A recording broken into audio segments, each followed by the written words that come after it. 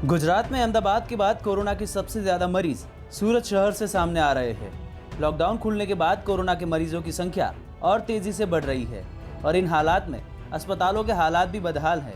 ऐसे हालात में खुद प्रशासन को समझ में नहीं आ रहा कि वो करे तो क्या करे। सूरत के अमरोली इलाके में रहने वाले जागृत पटेल कोरोना पॉजिटिव होने के चलते उन्हें 23 मई को सूरत की सिविल अस्पताल में भर्ती करवाया गया था।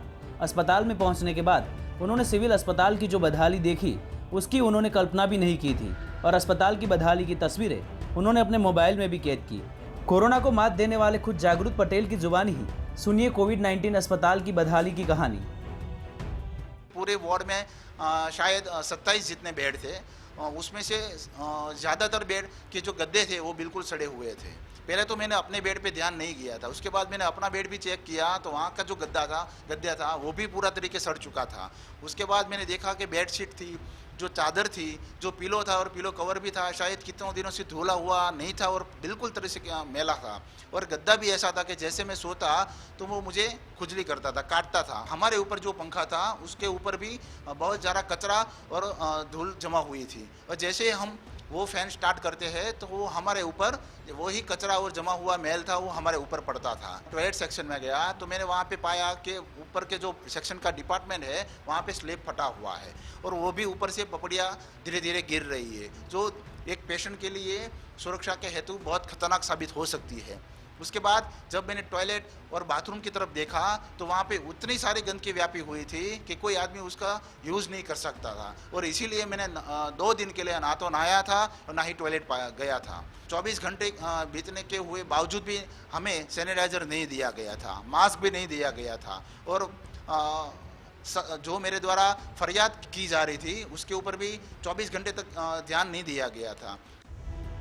सूरत के रहने वाले जागृत पटेल ने कोविड-19 अस्पताल की बदहाली को लेकर सबूतों के साथ जो कुछ कहा वो आपने सुन ही लिया, लेकिन अस्पतालों की लापरवाही का शिकार उधना इलाके में रहने वाले 63 वर्षीय इशरत खान बहादुर खान भी हुए हैं। उन्हें घर में कुछ शारीरिक तकलीफ हुई तो बेटे ने अस्पताल में भर्ती करवाया और महज 24 घंटे के भीतर ही उनकी मौत हो गई थी। ताज्जुब की बात तो यह थी कि इशरत खान की मौत कोरोना से हुई थी मगर उनके परिवार को कोई संक्रमण नहीं हुआ था। हालांकि उन्हें 14 दिन तक होम क्वारंटाइन रहना पड़ा था।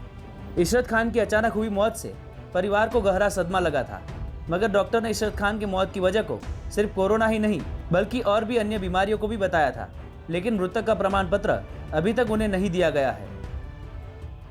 अर्ली मॉर्निंग 3-3:30 बजे उनको से अचानक सांस ज़्यादा फूल रही थी तो मैंने पूछा, उन्होंने कहा बस कमज़ोरी लग रही बेटा और कुछ नहीं। तो थोड़ी देर में साथ में रहा, फिर 5 बजे के आसपास को ज़्यादा तबीयत बिगड़ने लगी तो मैंने एम्बुलेंस को कॉल किया 108 को। तुरंत 10-15 मिनट के अंदर एम्बुलेंस तुरंत आ ही गई थी और उनको लेके गए, वहाँ एडमिट किया कोविड हॉस्पिटल जो सूरत की है। जब एडमिट किया तो डॉक्टर ने एडमिट करते टाइम उनको फटाक से आईसीयू आई थिंक वेंटिलेटर पे रखा था। उन्होंने कहा कंडीशन तो काफ़ी क्रिटिकल है, क्या बस देखते हैं जैसे रिकवर हो जाए तो बेटर, इम्यूनिटी अगर उनकी बेटर होगी तो रिकवरी हो जाएगी फास्ट।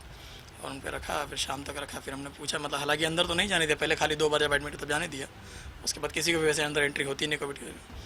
तो उसके बाद फिर उन्होंने कहा कि आप चले जाइए घर, जो भी होगा हम यहाँ संभाल लेंगे क्योंकि वहाँ सारी सुविधाएं हैं ही, खाने पीने का। उन्होंने मुझे आश्वासन दिया कि सभी चीज़ें वहाँ है, आप उसकी फिक्र ना कीजिए। तो मैंने कहा ठीक है, उनका भरोसा ही था। सेकेंड डे अर्ली मॉर्निंग फिर उनका कॉल आया कि उनकी तबीयत कुछ ज़्यादा क्रिटिकल हो रही है, रिकवरी नहीं हो पा रही है। तो मैंने कहा ठीक है, फिर मैं आता हूँ। जब वहाँ पहुँचा तो थोड़ी देर बाद उन्होंने मुझे बुला के कहा कि मतलब उनकी डेथ हो गई, एक्सपायर हो गया।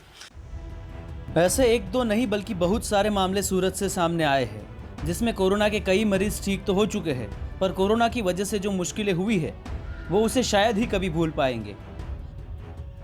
सूरत से गुजरात तक के लिए संजय सिंह की रिपोर्ट।